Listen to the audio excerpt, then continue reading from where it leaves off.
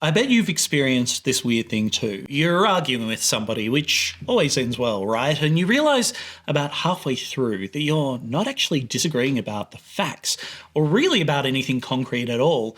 You're looking at the same chart or the same headline, the same footage, and somehow arriving in completely different worlds. For example, one person watches an AI demo and they see human flourishing on the horizon, while another person looks at the same demo and sees unemployment and AI slop. Or one person looks at a billionaire and sees something to aspire to, where another sees extraction and waste. They're the same inputs, but they're completely different outputs. And lately, this seems to be happening with everything. But there's a word for whatever is causing this, and I think that word is ideology. And I know the moment I say that, you're probably thinking of someone else. You're thinking of your uncle at Christmas or that guy on Twitter.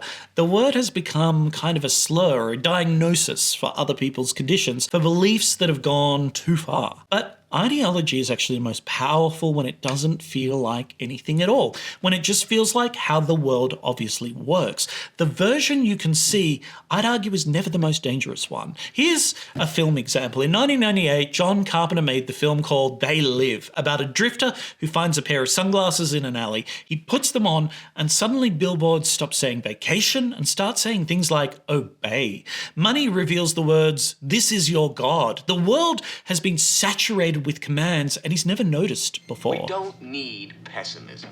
There are no limits.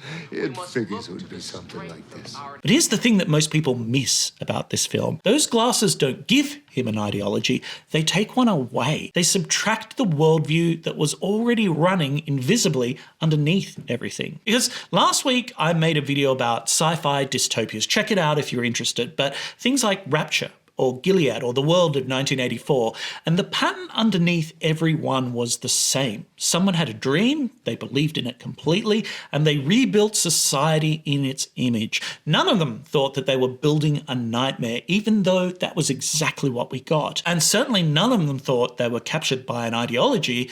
They just thought that they were right. And I ended that video with a question I couldn't quite answer.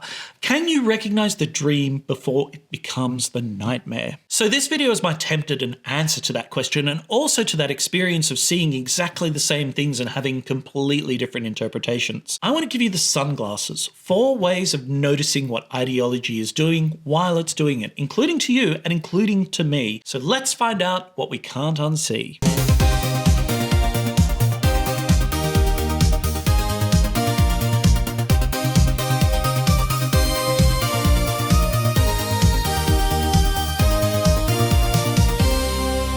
Before we go any further, I want to be fair to ideology, because the story I just told makes it sound like a disease, and the reality is far more interesting than that. We know that political facts don't speak for themselves and never have. When something happens in the world, like a policy change or a market crash or a protest or a new technology, it kind of arrives as raw data, and that raw data is meaningless until we organise it. We need a pattern to make it legible, something like a map.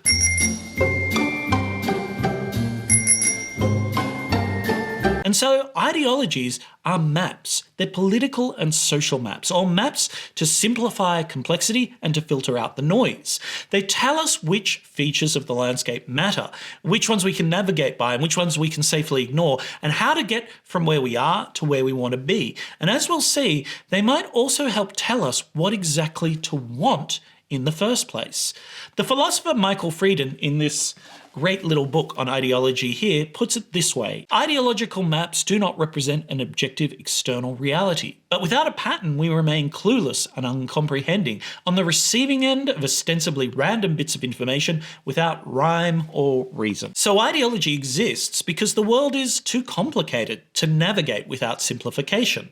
And likewise, a map that showed you everything would be useless too. You can't drive across the country with a 1-to-1 scale representation of the terrain. So maps select. They emphasize certain features and they delete others. And that selection is what makes them functional. The trouble is that different maps select differently. They trace different routes through the same territory. For example, we see a protest on the news and within half a second, it's likely that we've already decided whether it's a sign of democratic health or a threat to public order. That speed comes from our map, and it's almost like it told us what we were seeing before we even had time to consciously think about it. And here's where I think it gets more interesting, at least for me, because ideology isn't just something we think, it's also something we do. The Italian theorist Antonio Gramsci noticed that ideas travel in kind of layers. At the top, we have the people who define and write and circulate the formal language of ideology, the theorists like Gramsci himself, the intellectuals, the think tanks, and so on. But in the middle, we kind of have these institutions that package and distribute ideology, the media, the platforms, the workplaces, the schools. This always kind of reminds me of Paul Verhoeven's Starship Troopers. Would you like to know more? And I always laugh because the movie itself is part of the ideological dissemination mechanism that is feeding us more. He's just being very naughty about it. And at bottom, you have us, the bottom layer, the ordinary shit kickers, the troopers of Starship Troopers, if you will, living with these ideas as fragments, as habits, or as gut reactions, as things that feel sometimes too obvious to need explaining, as a kind of common sense.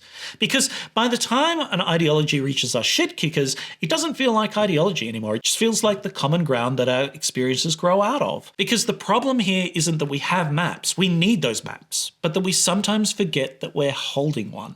We end up arguing with that aunt or uncle at Christmas over the political equivalent of the best route through Sydney from the M8 motorway to the Pacific Highway North using very different maps. Which raises an embarrassingly obvious question. Why do our maps end up diverging so dramatically in the first place? Particularly when we're arguing with family or with old friends, people we share most of our basic experiences with. I think that part of the answer is that the words we use to build those ideological maps, words like freedom or justice or safety or progress, which if we stop and think about it, don't actually have fixed meanings, or at least agreed meanings. And what happens next is where things get genuinely strange.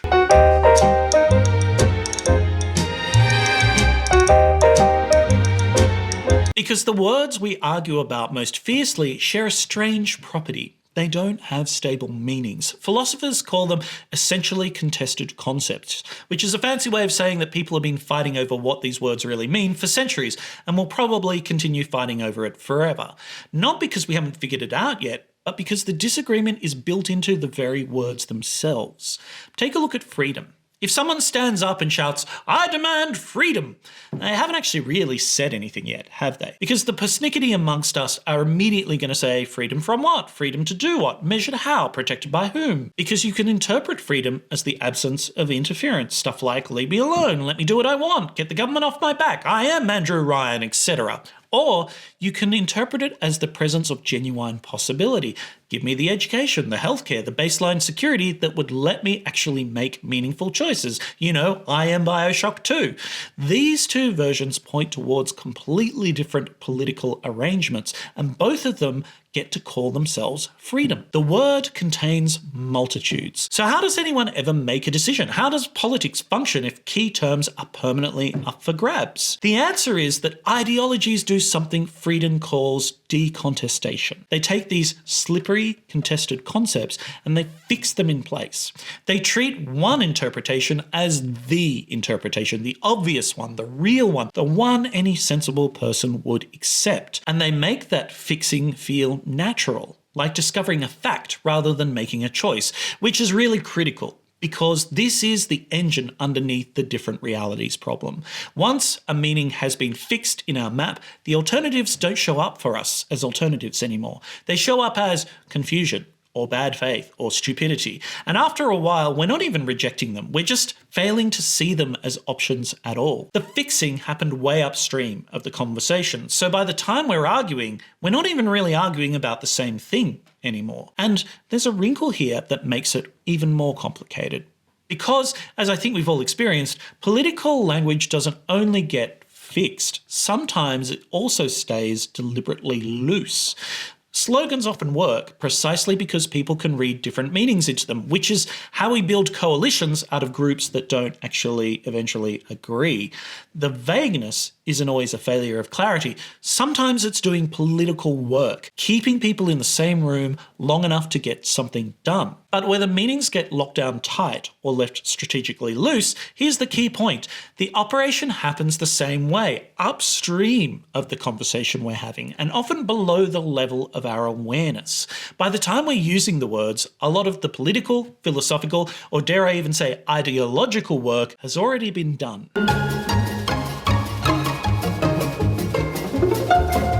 And here's something that makes it even more tragic. Ideology doesn't just hide from the people consuming it, it often hides from the people producing it. Freeden makes this point explicitly. Ideologies contain levels of meaning that are often concealed from their audiences and frequently from their authors as well. The people building the system often don't fully understand what they're building.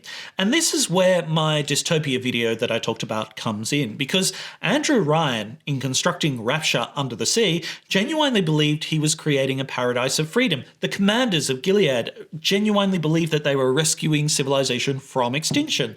The Cold War programmers designing AM thought that they were protecting humanity. None of these people woke up in the morning and thought, coffee, quick breakfast, and then time to keep building that nightmare I've been working on. The ideology, to some degree, was opaque to them too. Every nightmare starts as a dream that sounds, to someone at least, like common sense. And ideology doesn't just shape how you see the world, it also shapes how you see yourself. The philosopher Louis Althusser had a useful way of putting this. Ideology is something that happens in us and to us, often simultaneously. Because consider how we recognize each other. For example, you walk into a shop, and within moments, an entire set of relationships has already been silently established. You are a customer, they are a shopkeeper, and you are both subject to the rules of the market.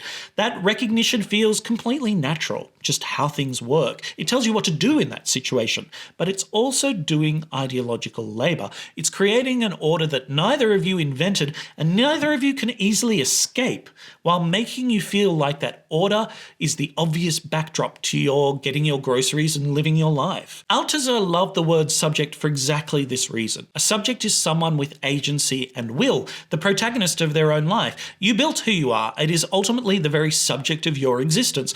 But a subject is also someone who has been subjected, governed, constrained, and ruled.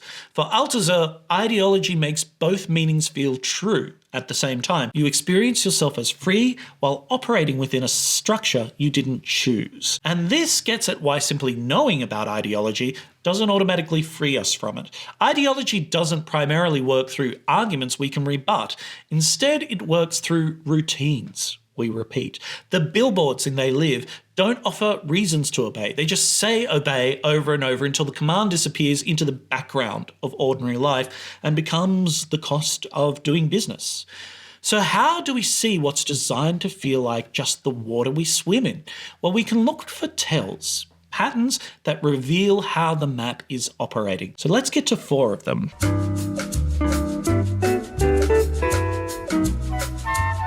The first thing to look for is decontestation happening in real time, where a contested concept has been quietly treated as settled. The tell is when we see or hear a word doing a lot of heavy lifting, but without really anyone stopping to define it. Things like freedom or fairness or safety or merit. When these words show up and everybody else just nods along as though the meaning were obvious, something has already happened here.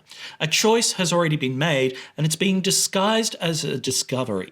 This describes basically every management meeting I've ever attended, and it can also explain why, to an observer, every office situation can also feel absurd. Cross-promotional, deal mechanics, revenue streams, jargon, synergy. That's the best presentation I've ever seen. You can also watch for compound phrases that kind of smuggle fixed meanings past our defences.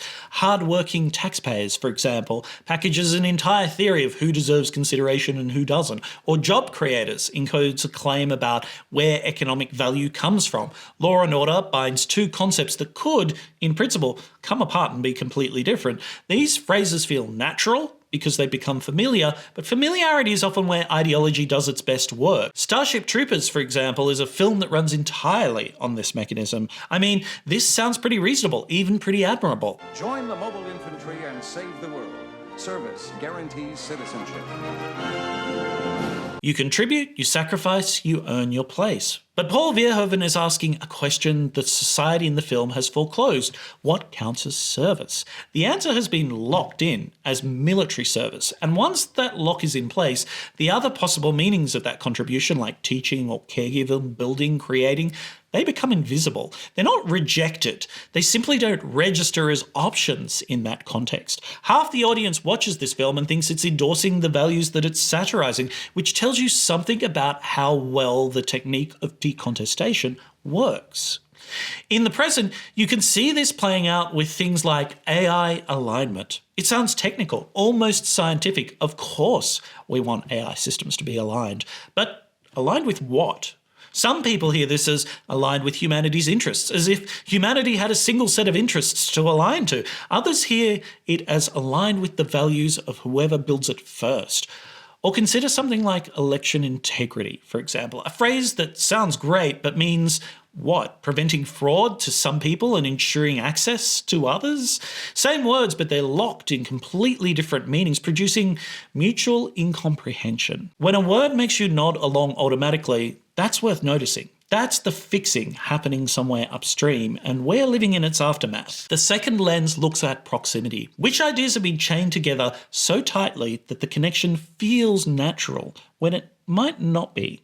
Freeden's point here is that political concepts don't mean anything on their own. They only become meaningful through their neighbours and their proximity.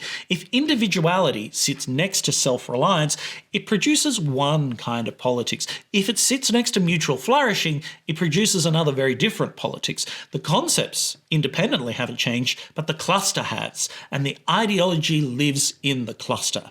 Gattaca, for example, is a film about a cluster that has been hardened into reality. Merit has been chained to genetics, and fairness has been chained to data. Choice, for example, has been chained to selection. The result is a society that experiences itself as perfectly just. Everybody gets what their DNA says they deserve. But Vincent's entire existence in that film is an argument that the chain could be broken or rearranged entirely. Merit could sit next to persistence or desire or sheer bloody-minded refusal to accept the hand you were dealt. The ideology isn't located in any single concept, it's what got linked to what. When two concepts feel like they naturally belong together, that's a place to pause. We should ask, who built that chain and what gets lost if we break it? The third lens I want to talk about shifts for the focus from language to identity, because every ideology needs us to be a certain kind of person for its logic to work. So the question is, what role have we been cast in and what roles have become invisible? Because if we stop to reflect on it, platforms, institutions and systems are constantly naming us into positions like consumer or taxpayer or stakeholder or content creator or even human capital, because once you accept the role, the world reorganizes itself around what that role is supposed to do. A consumer has different available actions than a citizen. A taxpayer can make different demands than a member of the public. The vocabulary we use to describe ourselves shapes what we can imagine wanting as well. And here I'll go back to Verhoeven again, because he's a master of using insidious ideologies to comic effect in his films. RoboCop, for me, makes this point viscerally. Murphy is a police officer, a public servant with a name, a history, and a family. Then he's killed and he's rebuilt as a product. Suddenly, his memories become glitches to be deleted, and his identity gets reduced to a function, Crime Prevention Unit, property of OCP. And the corporation doesn't call this slavery, they just call it asset management. What makes the film genuinely unsettling isn't just the body horror, but watching someone become the role a system needs them to be, while the system congratulates itself on its efficiency. Personally, I have the same experience every time I have a corporate training day that makes us take the Myers-Briggs test or that exceptionally stupid True Colours personality test. Every time I watch a colleague say something like, "Oh yes, I'm such a blue," and think, why are you letting them pigeonhole you into this simplistic archetype? They want you to be that and nothing else, because then you're easier to manage. You are reduced to that thing. And yes, I'm also aware that I've clustered a bunch of loaded words together there too, but that's the point. In a less dramatic form, this happens constantly. Content creator recasts a person as a production function. You are what you output, and your worth is your metrics. Trust me, I know. Human capital turns people into investments with expected returns. And critically, as I think we intuitively know, these aren't neutral descriptions. They're roles that come in with built-in assumptions about what we're for and what can be squeezed out of us. So when we find ourselves describing things, particularly ourselves and others, in a systems vocabulary, that's worth noticing. The role is doing work we didn't consciously authorize. It is doing ideological work. The fourth lens is one that often gets left out of analyses like these, which I think is a mistake. Because ideology doesn't just tell us what to think, it also often tells us what to feel, or allows what we can feel. And this isn't a flaw to be corrected, it's kind of the engine that makes the whole thing run. Freeden is pretty emphatic when he talks about this. He says that emotions aren't contamination in political thinking, they're central to it. Ideologies recruit our passions. They reward certain feelings like righteous anger, patriotic pride, productive guilt, urgent optimism, and they make other feelings shameful. Like doubt becomes weakness, for example, or ambivalence becomes cowardice. Sympathy extended in the wrong direction becomes kind of a betrayal. This emotional regime tells us what kind of people we are based on what we feel, and that's a powerful form of discipline. Obligatory Foucault reference here. You can see the emotional regimes in how attention systems work. Contempt, for example, travels further than curiosity, or certainty online often gets rewarded over anything else. Admitting you don't know gets you ignored. Outrage is engagement, whereas ambivalence or saying nothing is silence, obviously. And these aren't accidents in our systems or in our platforms. I think they're features that shape what it feels like to hold certain political opinions, and they filter what opinions can survive in this particular ecosystem. The flip side for me is that when a feeling seems inappropriate to have about a political question, like it's too soft or too uncertain or too sympathetic to the wrong people, that's a bit of a tell. That's the ideology that's patrolling our inner life, and it would prefer that we didn't notice that feeling. So now for the uncomfortable part. Everything I've just described, the four lenses, the sunglasses metaphor, the whole framework is also a map. And I've been selecting what to emphasize and what to leave out of this book. Freeden does it as well. I've been fixing meanings in place. I've been asking you to see the world in a particular way, which means I've been doing ideology while talking about ideology.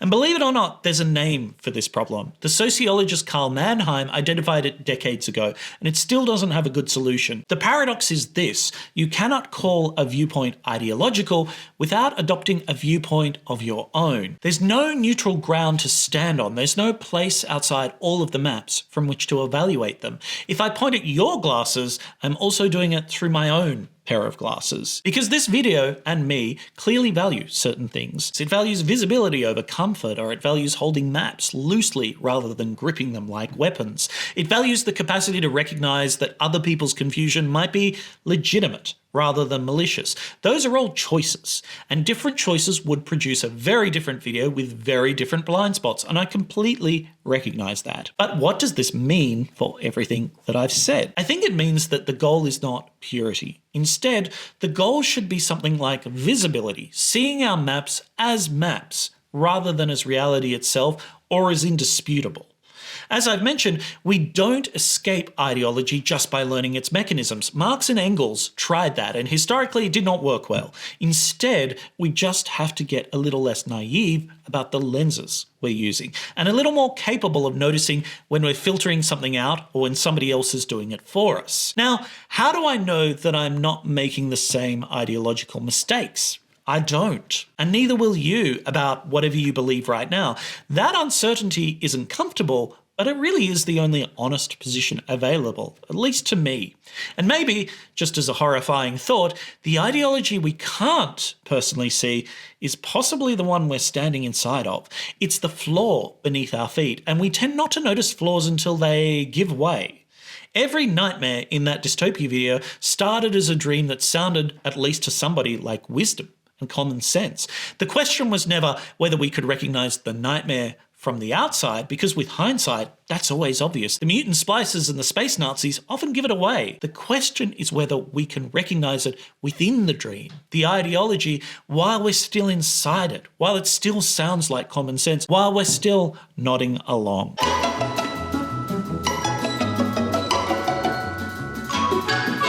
So the next time that you find yourself in an argument that seems to be going nowhere or just getting worse with the same facts and point A but a completely different point B, hopefully you'll have a way of understanding and perhaps even talking about and interrogating together what's happening there. And the next time something feels too obvious to question, hopefully you'll also have a way of questioning it anyway and see that as a bit of a red flag. In philosophy, this whole process is called critique. And the first thing we do as philosophers is start picking away at the question or all of the things and assumptions that have landed us both at point A in the first place. And as you may have guessed, my ultimate dream is to turn all of you into philosophers eventually. Join us, it's bliss. And check out our video on dystopias and a video I put together on Starship Troopers as a result of writing this very script, because there are a lot of great cultural examples of ideology that we've gathered along the way. So, like, hype and subscribe if you want to come along, all of that sort of stuff. The insidious ideology of YouTube that not so secretly rules us all. Because ideology isn't what other people have. It's the water that we're all swimming in. And now we know how to take a closer look at it. So until next time, be wise and be kind and join us, Father. It's